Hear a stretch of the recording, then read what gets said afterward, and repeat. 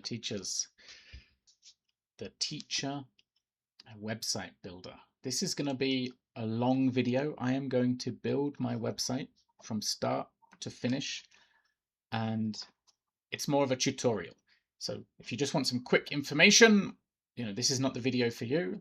But if you've already signed up and you're ready to build your website, put this video on, get your website ready, watch the video, pause the video, and do it at the same time.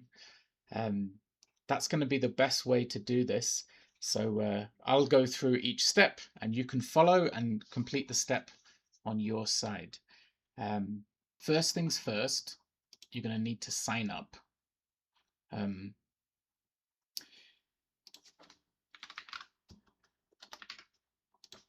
going to type in my details. Now, everybody that has used the generator on our website will technically already have an account.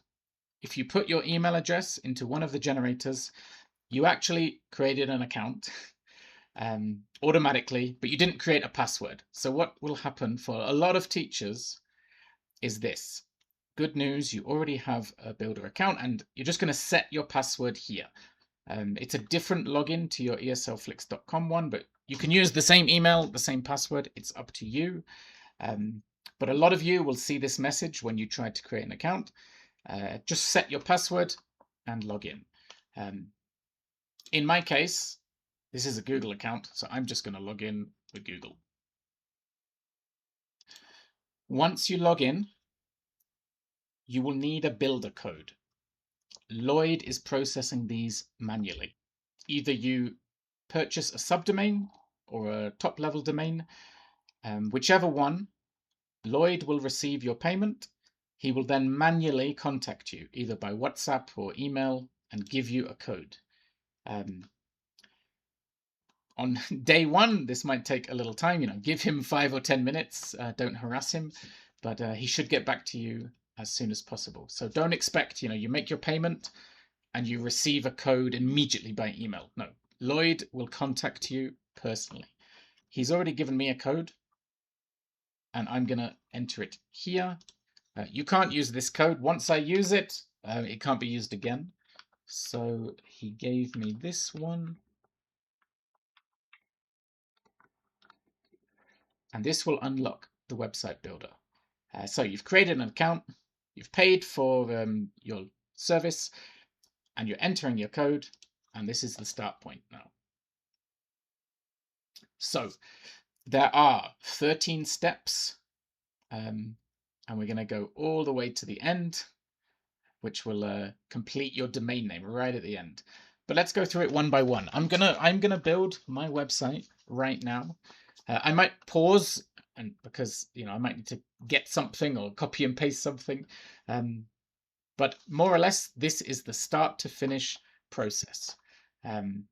So step one, a profile picture. I've got a profile picture that I want to use, and I'm going to upload it. And there you go. This is my profile picture. I know I don't look like that anymore, but this is the best one I have, unfortunately. So after each step, you want to save it and then continue to the next step. So we've saved my profile picture. And because I saved it, I can go back at any time and change it. So we're on step 2, but I can go back to step 1 at any time, the profile picture. Step 2, a photo gallery. I don't have any other teachers, so I'm going to any other teacher photos, so I'm going to skip this step. But if you want to, you can upload more photos here, and they will be part of a gallery, so students can see lots of different photos of you when they click on your profile picture. I'm going to skip this step. I don't need any right now. Okay, about you. So what name do you want people to see? I want people to see Teacher Harry. Actually, do I want it as one word, like a brand, or do I just want it like that? These are the decisions you have to make. I think like that, students can be confused. Heading, online English lessons, and then introduction. So a bit of advice, a bit of business advice. You might think, oh, I'll have a really catchy tagline. I'll have maybe a play on words, a pun or something. Look at it from the perspective of a low-level English speaker. This needs to be as simple as possible. Your introduction text needs to be as low level as possible so everyone can understand it. Don't write poetry here. You're not trying to win a literary competition. You're just trying to introduce yourself to your students. So for me, online English lessons might be bland, it might be simple. It's going to convert the most students. But again, up to you. You might want a kind of tagline, a sales pitch or something. Introduction, like I said, make it easy to read. You don't want to scare away students because they think, oh, I can't even understand this teacher's writing. So I'm going to come back in a second. I've got a short paragraph that I'm going to paste here. Short paragraph. Again, keep it short. I talk about my experience, I talk about my qualifications, and I mention a free trial, a free 15-minute call. At the end, there'll be a link to my website so you can clearly see and read all of this. But you've got to think really carefully about your introduction. Not too short, not too long. Is it in simple language that all students can understand? That's up to you, how you write it. But mine is very basic, very simple, no high-level grammar or structures or idioms, nothing like that. Just quite simple and easy introduction about me. Teaching specialities, these are like little pills, little icons that appear below. So if you just want to grab someone's attention with some key words, like IELTS, or you could do all capitals, maybe I won't here. Speaking, something like that. Business.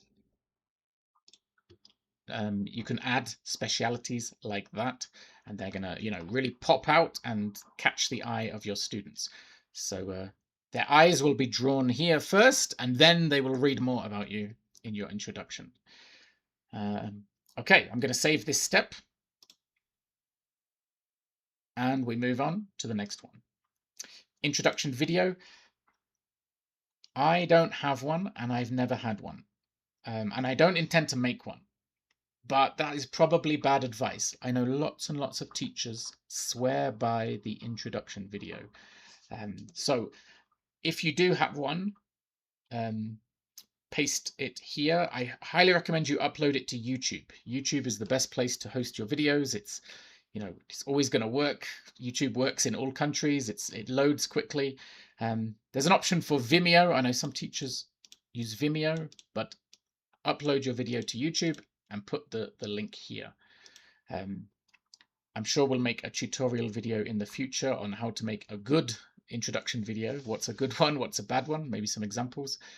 But yeah, just paste a link here. I don't have one, so I'm not going to put anything here. Contact buttons. So I personally only deal with my students on WhatsApp, and I only want to deal with my students on WhatsApp. I don't want lots and lots of links, and that's all. That's the only one I want. I don't want students contacting me by email. My email inbox is a mess, and I can easily miss an email, whereas WhatsApp, I'm definitely going to get the message. That's my personal preference. But you can. Let's say you have more formal students that want to use email, more casual students that want to use WhatsApp. Maybe you have students in China that only use WeChat. You can add a WeChat button here and a link to your WeChat ID. Maybe you have students in Russia. I know a lot of students in Russia only use Telegram. If you want to add any other links, not necessarily contact links, but Facebook profile, Instagram profile, TikTok account, LinkedIn, or just any link, you can add them here, and you can add as many as you want. You can see, I don't want any on my site, but it's available for you. I like to keep it simple with one contact button, one method of contact, and that's it. You can have as many as you like. So I'm going to save this WhatsApp button and go next. Qualifications. So I think the majority of you will have done some kind of TEFL certification. I have my document here. You can upload it as an image or as a PDF. Image is better, they load faster, they're easier to view, but if you have a PDF, that's okay too. It's just processing and uploading. Can take a little while, especially a PDF, a large PDF document, can take a little while just to process and save. So don't worry, upload it. This is the file name. I don't want this ugly file name. I'm just going to put CELTA. I also have a master's degree. I'm going to add that here. But yeah, add any courses, certificates, anything you think is relevant for your qualifications. Now, you don't have to put any qualifications. It's not a requirement. You can skip this step. It's just whether you think students will be impressed by them or not. Some of them will not even look at them. They don't care. They just want to read the introduction, watch the video. Watermark. What is a watermark? This will write some text over your qualifications. Why do you want this? Well, some people take screenshots of your qualifications. They delete your name, they write their name, and then they pass themselves off as a qualified teacher with some fake documents. This will protect you because it will put some red text, over your documents. But honestly, with AI nowadays, if somebody's going to steal your documents, they can do it pretty easily, unfortunately. You can turn it off and they can just see the pure document without any text. But if you turn it on, there'll be some red text to prevent people, hopefully, from stealing your documents. So I'm going to turn it on, and when we preview it later, I'll show you what that looks like, and you can decide if you want it. So I'm going to save the qualifications. And press continue. They're saved. Student reviews, these are little testimonials. So you might have a student name, I don't know, Maria from Brazil. What did she say? Harry is a very good teacher. So this is obviously fake.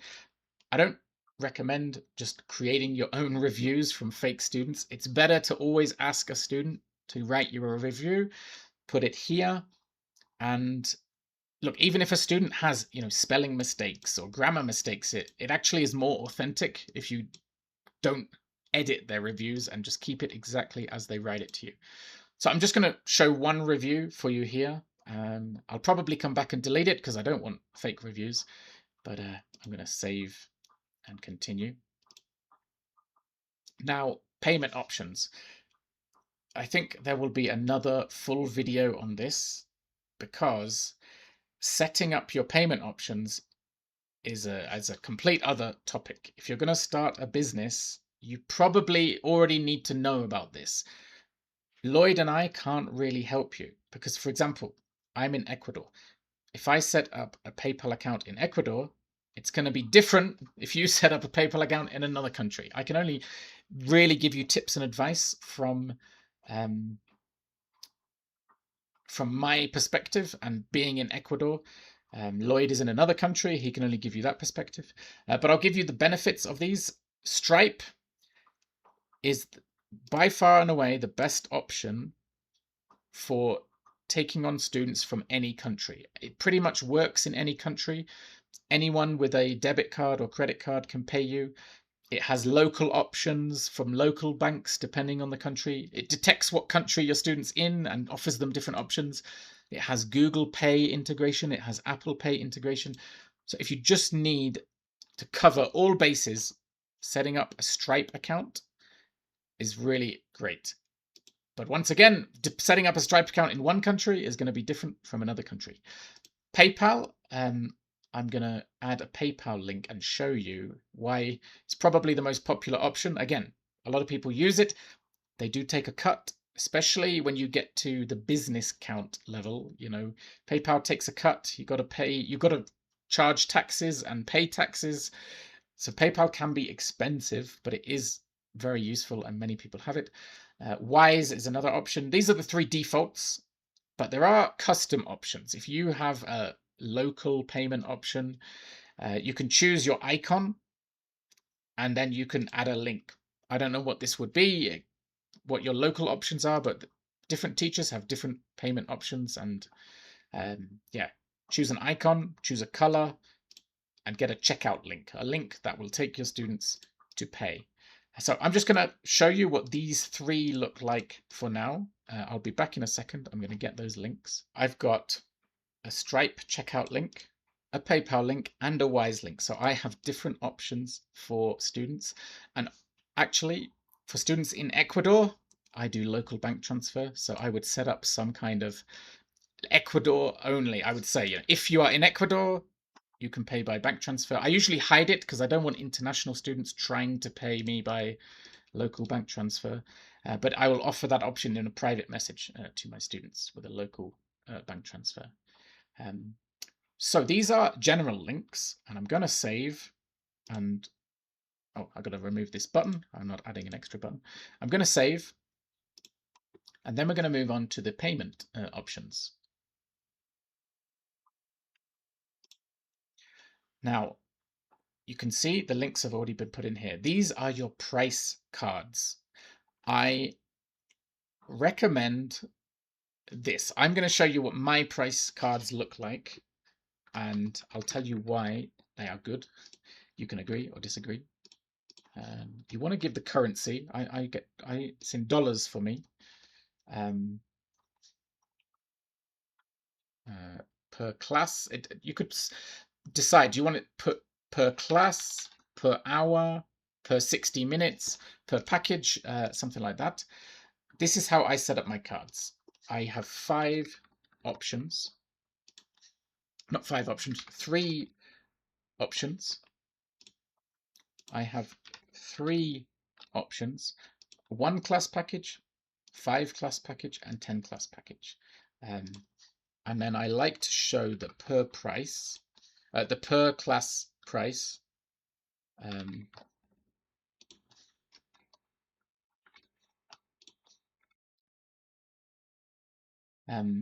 And then I will say the full amount here, and I'll give a little description. So perfect for a single trial, not trail, trial or review session. Little description. And you notice my pricing is slightly different. 1 class is slightly more expensive, 5 classes, and then little discount for 10 classes. Up to you. This is, you know, you're running your own business. You have to decide how to price yourself, what market you're going after. Do you have higher prices, lower prices, more generous discounts? That's completely up to you. I like to write the total, like I don't want it to be a gotcha. Total $100. Great for making consistent progress, you know, something like that. And then total $190, best value for long-term improvement. I reckon you need a minimum of 3 because the way the website looks, you know, 3 price cards fit on the website. So I would definitely have 3. You do have the option to just keep adding more and more and more. Personally, I don't recommend it. The more choice you give to students, the more you confuse them. The more you make them think about it, and they're like, I can't decide, I'll come back later. But I know for some people, you might have lots of different class types. IELTS classes might have some prices at different packages. Business classes, different price, different packages. So you might have multiple types and packages. I would just say, try not to scare away your students with too much choice. Now you might notice these payment links. This is the same ones from the previous step. If you just want general payment links, leave them, don't touch them. It's fine. But some of you might know, PayPal has this cool option. This is $21. If I add a little 21 on the end, it will automatically enter this amount in, like, when the student clicks the link. They don't have to type in 21. And this one would be 100 because it's 100, and this one would be 190. And I'll show you a bit later how it works. So this one will go to a $21 page, a $100 page, and a $190 page. Really cool, really nice little feature. If your payment processor has it, I'm not sure if Wise does, but I don't really care. I'm not going to do that for right now. I think it's just a general link on Wise. But Stripe, you might have an individual checkout for each price point. So this might be one Stripe link for one checkout, a different Stripe link, and the link is this code at the end. So right now they're all going to the same checkout, but you might have a different checkout for each different product that you're selling. It depends how you set it up, and that's, you know, for another video, but I'll just show you the PayPal options here. 21, 100, 190. I'm going to save the cards and continue. Okay, the calendar, really important. There's a whole other video on how to link a Google booking calendar. If you want the simplest, easiest booking option, follow that other video. I go through how to set up a Google booking calendar. It's free, but it's very simple. It's very limited, but it might be all you need to start. And if you use Google Calendar and your students use Google Calendar, everything's integrated and it's nice. The ESLFlix calendar, which I'm going to set up now, is designed specifically for online teachers, and it has lots of extra features, but it's a little bit more complicated. I'm going to do the basic setup now.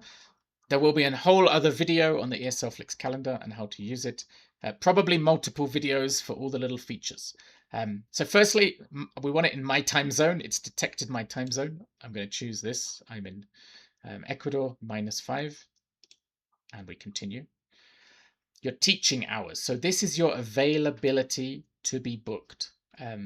By default, it's Monday to Friday, 9 a.m. to 5 p.m. I actually start at 8 a.m. each day. And for example, let's say I like to finish early on Fridays. You can't book me after 2 p.m., you know, 1 p.m. after lunch. So I'll show you how that looks a little different on Fridays. Saturday and Sunday, I don't work, so you can't book me then. These are my working hours, my bookable hours. Of course, if a student wants to reschedule outside these hours, you can do it. But this is for like new students, trial lessons. You know, they can only book in these hours. When can classes start? I always choose this option. I like to keep my schedule simple. It's on the hour, 8 a.m., 9 a.m., 10 a.m. I don't like all of these. Again, a lot more options. If you do it every 15 minutes, students are going to have like 100 different options to book a class with you. It can be overwhelming. I like to keep it simple, on the hour only. That way, my whole day is divided into 1 hour blocks, and I can, deal with that.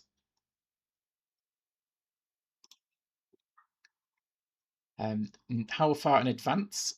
If you want no minimum notice, students can just book, 5 minutes before a class, and you have to teach it. This is very risky, but if you are always at your computer, always ready to teach, choose this option.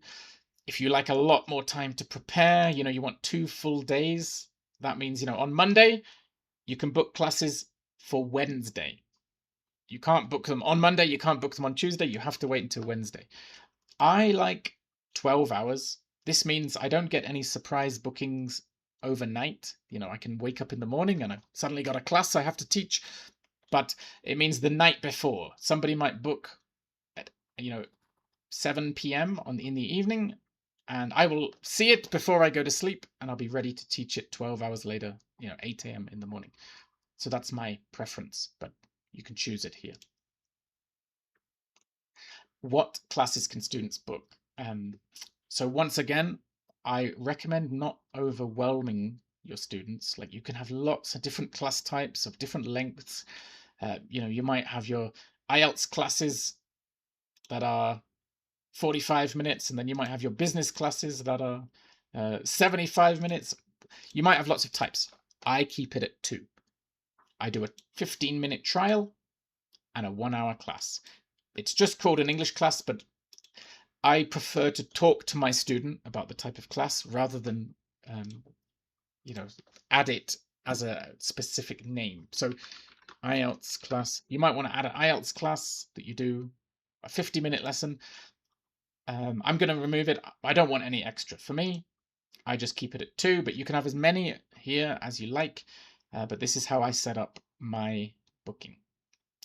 And that's it for the calendar. That's the basic setup for the calendar, and you will see how it looks in a second.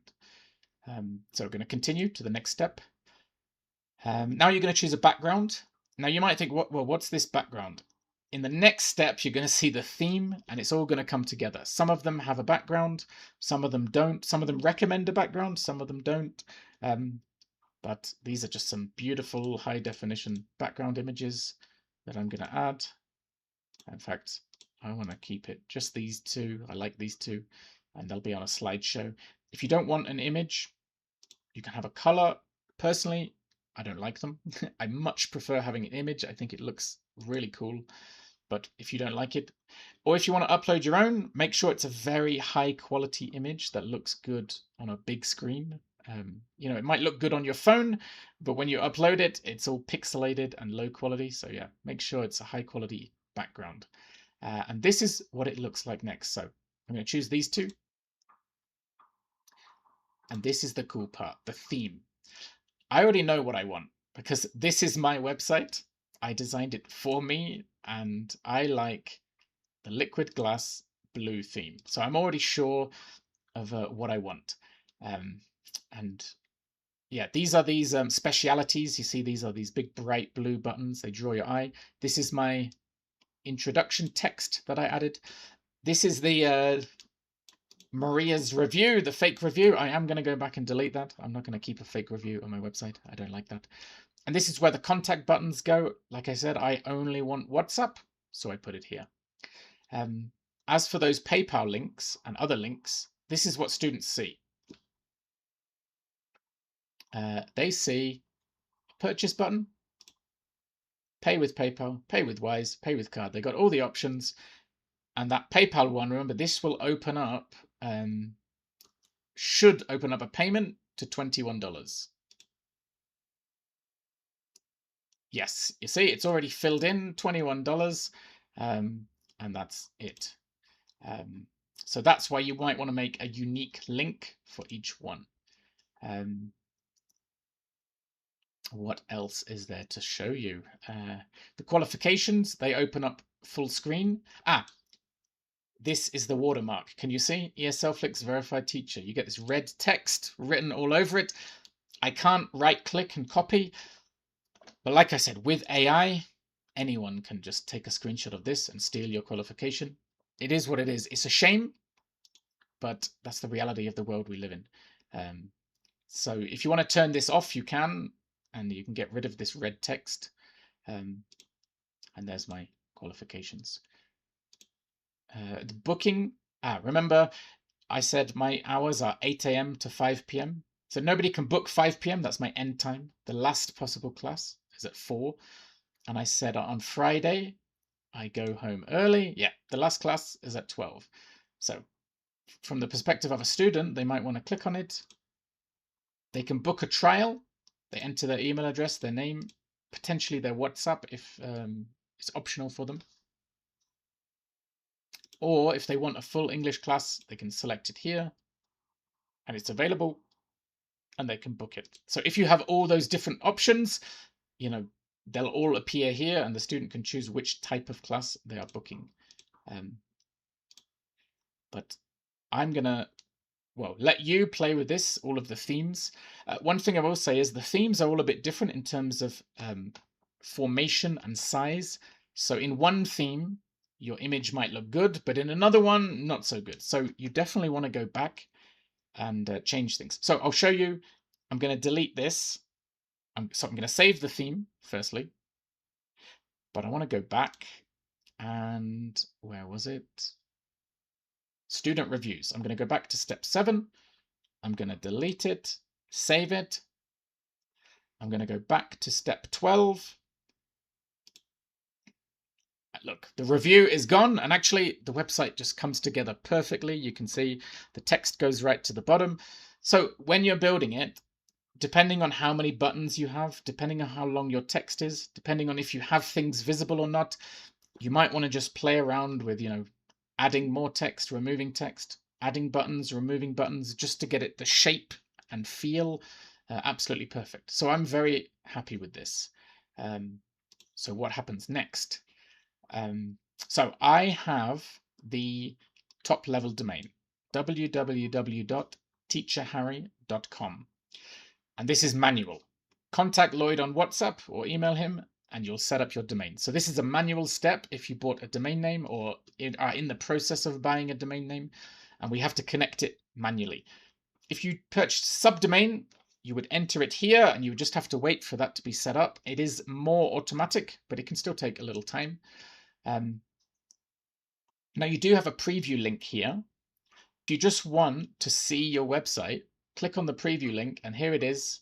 It tells you this private preview, and you can see it in the full screen. How does it look?